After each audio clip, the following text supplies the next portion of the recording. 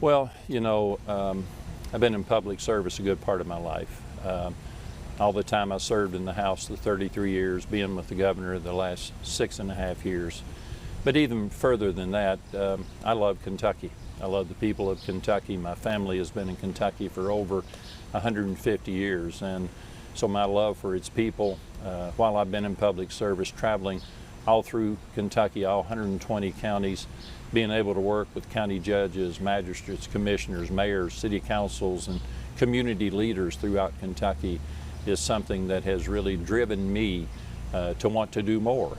I've been very honored to be the governor's senior advisor for the last 6.5 years, and we've seen unprecedented economic development announcements. We're now at $50 billion of private sector investment over the last 6.5 years. We've seen over 70,000 new jobs created at Kentucky's highest wages in those last 6.5 years. But we've also had some really unprecedented challenges while I was his senior advisor. We went through COVID, a global pandemic that nobody knew really how to react, but I think the governor responded very well.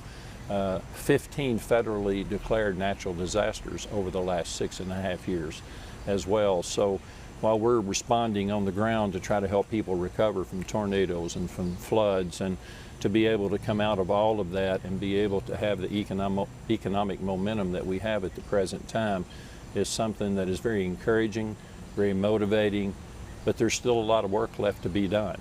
And that is what is motivating me to get in this race. We still have parts of Kentucky who need to diversify their economy, that need to be lifted up, that need hope and opportunity. And Eastern Kentucky and Western Kentucky that suffered from the downturn of the coal economy, and finding ways to diversify the thousands of jobs that have been lost and to bring back advanced manufacturing in those regions is something that's motivating me and has told me, you need to be in this race.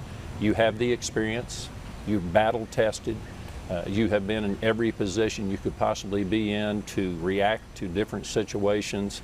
So I don't need any class, I don't need any training. I'll be ready to be governor on day one if the people of Kentucky elect me to that office. So in your time in the Beshear administration, you say you've traveled around the Commonwealth. When we talk about the issues facing Kentucky, what would be those top three that you would tackle day one? Well, there's no question the number one issue is jobs and economic development. Creating good jobs to put food on the table and a roof over people's head.